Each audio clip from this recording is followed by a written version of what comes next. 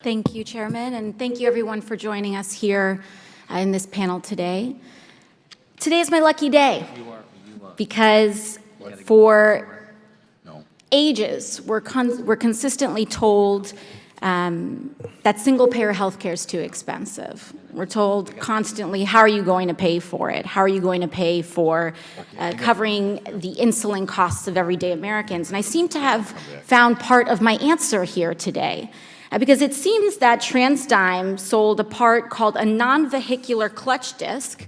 You have to excuse how small the image is here, but it's up there on that screen. But it would, if I blew it up much larger, it wouldn't even be to scale, because this disc is only about 3 inches anyway.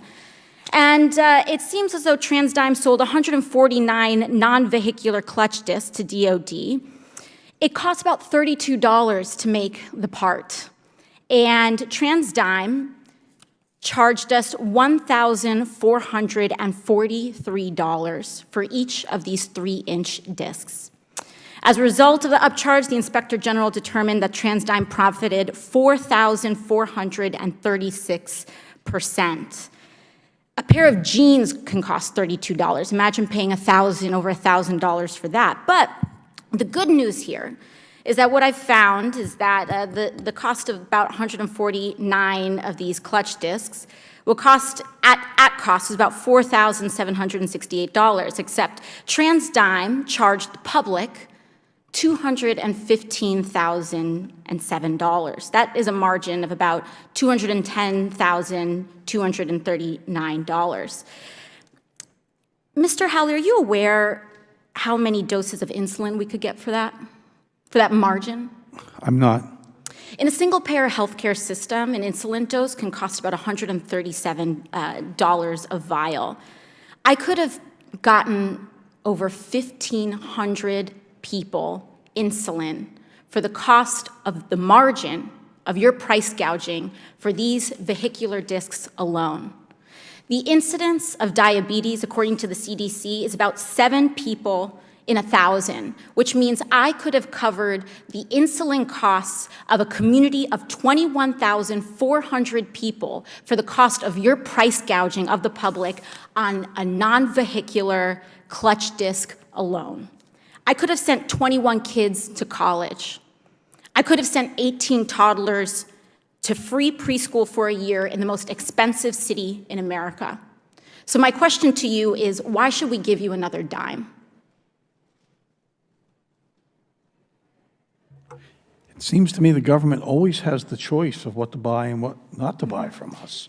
We believe that we provide the government with well-designed, well-manufactured, high-quality product. We deliver it in a timely fashion, and we support it when there's a problem. How much competition do you have? How many competitors do you have in this market?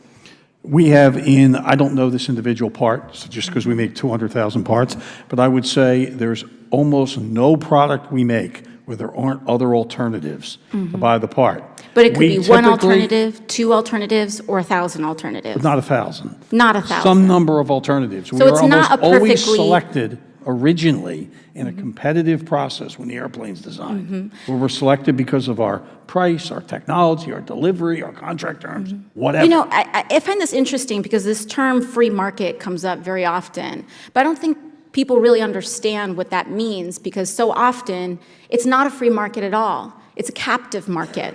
It's one where we're forced to choose between 2 to 3 people. Oftentimes in these processes, there is significant argument and there's significant evidence that there's collusion in these markets, that it's not a perfectly competitive market, because a perfectly competitive market requires a large amount of competitors. But I'll move on. Mr. Fahey, what can Congress do to break this cycle? It seems that the Inspector General has been calling attention to the unreasonable prices for TransDigm in particular since 2006. So I think about all those insulin doses from just this one part in this one contract, times 10, 15 years.